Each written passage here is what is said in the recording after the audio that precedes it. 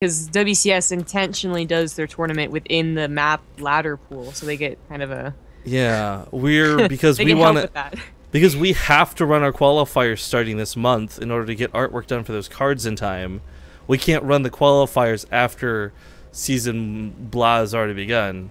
But we also don't know what the map pool for next season is going to be. It's going to be different, though, is the point. Well, yeah, but like I'm saying, like if we said we want WCS points and yes, let's use the map pool, would we be able to get that information? No, that's the best. That's the best part of working with what I've been working with. Okay, the frustration of my very limited information I'm being provided, but all these rules that I'm being given. Why don't you ask the person you're talking to what the best course of action is? Okay? I did, and they don't have a suggestion. They said, do what you feel is best. What? So What? I'm kind of at this point where I really want to say, like, I don't think a couple of WCS points is worth kind of ruining the integrity of the tournament through the map pool, you know? That's where I'm kind of stuck on the point of discussion for. That's so weird. And if you guys have thoughts on this topic, sorry, we gotta get into the game here, but if you have thoughts on this topic, tweet at me, please, because I'm not gonna be reading, much less remembering Twitch chat, especially on a 2.5 minute delay. So if you've got thoughts on the topic, by all means, tweet at me. I'd love to hear your guys' thoughts, because I am so very undecided on how to advance forward. Again, keeping in mind that we're not even guaranteed WCS points. These are just some of the rules we'd have to abide by in order to get them, and I am just kind of on the fence of saying fuck it, personally. Anyways, we are in the Go4Sc2 monthly finals. It's a best of 3, and in the top left, it's going to be Beastyqt. The longest overdrawn intro. Sorry about that, guys. In the bottom right, as the teal Zerg, it is Tomikus. Now, these are two we've seen a lot recently. I feel like there's almost this disparity in players, because on one hand, you've got the players who've kind of given up on the game, right? They're either retiring or moving on to other games, or they're just playing super casually. Then you've got the players who are almost too good for these sort of cups, where they're the WCS champions, they really don't want to waste time or even show builds or any, I don't know what reasoning, but they don't show up to weekly cups. Then you've got this really awkward amount of in-between people, Tomikus, Beasty, and others, who are good at the game, not good enough to be WCS champions, not retired, very active, and in every weekly cup. I'm not surprised to see them here, but it is at the same time a little bit disappointing that you've only really got folks like Snoot and in this rare instance, I guess, Hydra actually stepping down from their pedestal, so to speak, to actually play. Not to mention that Snoot's actually actively been a Go4Sc2er since forever. It's not like this is the first month for him.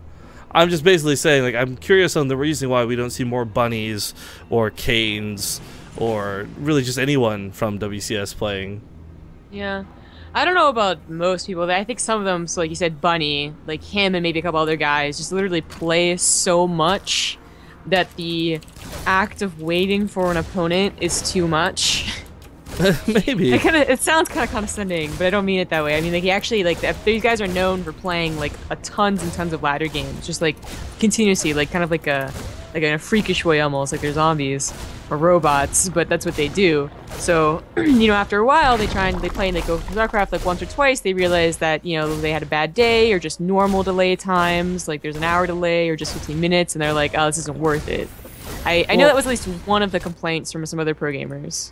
Yeah, so it's one of those things too where I'm not calling people out specifically. I want to clarify this too, so there's no like drama made up out of it. It's just a point of curiosity, I guess, because I've got no complaints with casting Beasty. I could cast Beasty versus Bly, Beasty versus Tomikus, Tomikus versus Nurture, like all day long, and that's probably what we're going to see a good chunk of looking at the brackets today. It's just a little bit curious that, you know, we don't have more of these guys who get knocked out in the Challenger League or Premier League stepping up to the plate, I guess. Yeah. Also, okay, so something really important, you know, there's 2 Reapers, and that's cool. There's also 6 or 8 Lings ready to dodge in when the Hellings pop out, I guess. So that's cool, too. But, but about the map pool thing, like, we were having Catalina and Cactus Valiant anyways. Like, aren't we already, like... Right, so again, this kind of brings up the whole topic and problem of what I was mentioning. Okay, well, then I figure we just, like, we really want those in, so let's just say F it. Yeah, that's kind of, like... I feel like at the same time, though, WCS points are just like that next level of recognition. So I don't know. I feel like for me, here's my main stance on it, right? I want to do right by our fans. That's the whole point of this event. It's crowdfunded by the fans. We cast StarCraft 2 for our fans. I think it would just be silly to make a decision based on like notoriety. I'd rather do it for the people, you know? Well, which one's for the people? The Catalan intro or the WCS points? Whatever they'd want. Like, if it turns out a majority of our fans want WCS points and they say, fuck the map pool, that's fine. We'll do whatever is my thought. Whereas if there's a lot of people who are very passionate, say, you know what? We want Catalana, we want to dance, we want to X versus Y at the event, so we can do that. The Catalan intro and Catalana, because this is still a slow game, actually. Like, even at 3rd CC is pretty quick. Catalan intro is guaranteed. Dancing is guaranteed. WCS points getting the players that you think will come because of the points is not guaranteed. I think we're still going to get a lot of good players as long as the prize pool is big enough. Yeah, that's what I'm thinking too, right? Like, I don't think like 500 WCS points split across like 8 different players is going to bring in, you know, Flash, okay? Like, just going to throw that out there. Why is my volume at 0? What the fuck? What?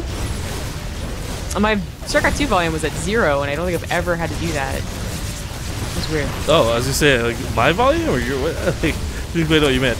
This attack, though, is not being handled well by Tomikus.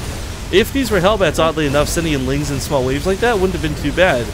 But because they're Hellions, they just lined up for those shots. It was a very passive game, but it seems like Tomikus didn't get the memo. Ooh, oh my god, cancel. I didn't even get the cancel. Whoa. So like, yeah, for instance, this third has been down for a while. You usually don't get this third before like 10 minutes. It's probably like the safe time you can do it, especially if your Hellions die. You wait even longer. But to have it already down, I would expect Tomikus to already be on, you know, 70 drones. He's still only at 43, and he's having a tough time cleaning this up. He doesn't have any Banelings. He doesn't have any Banelings. He doesn't quite have detection out. I mean, the Queens are going to die before that Overseer finishes. This is... It's borderline game. Like, it just feels like this should be over for Tomikus. Because he's going to have to keep investing Lings after Lings after Lings. He's getting 8 mutas now, and that might give him a chance to get back into this. BC, though, is getting Widow Mines. He's getting turrets. I don't think he'll find himself too screwed by the mutas. Not to mention, they're going to have to spend a good chunk of time at home defending first before they go for their counterattack. Yeah, I was going to say, more from the Hellions may even get some more damage done. A little bit late on that, though, so the mutas do manage to take out the very crucial third Hellion. But this just... It went all types of great for Beastyqt, disregarding the one like Ling attack that killed about 7 SCVs. That was okay, but everything else seemed to go really smoothly, where Tomikus apparently just opened up with, I guess, not the build that capitalized on what was given to him in this game, but something that he can still help make up for. Like, mutas are good at that most of the time, but the defense is pretty solid here for Beastyqt. He's gonna need to invest in a lot more mutas if he wants to do a lot more damage. Take out the missile turret, surprising. This is actually a good start, but I mean, yeah, there's Thors, there's Vikings. This is hardly a situation where I think Beasty's exactly quaking in his boots. Keep in mind, there's no mining going in the main for Tomikus. He had to pull everything back here towards the natural. Those mutas I thought would clean up all the Banshees before they became an issue, but I guess they got a little bit greedy, just straight shooting across the map. So 2 Banshees just corralling everything. This is such a lopsided, straight up bad game for Tomikus that I would almost say it was worth tapping out just for the sake of like your mental health, alright? Like, game number 1, the first series, there's no like losers bracket or anything, and you already like have this like kind of weird game, you're not doing so hot. Oh, that might just be like a, okay, do-over for the game 2. Because, I mean, the mutas might have maybe a chance in like 2 minutes when they get up to, you know, 20 or so to do something to start that ball rolling. But man, not cleaning up the Banshees, still underneath 40 drones. It's all quite bad.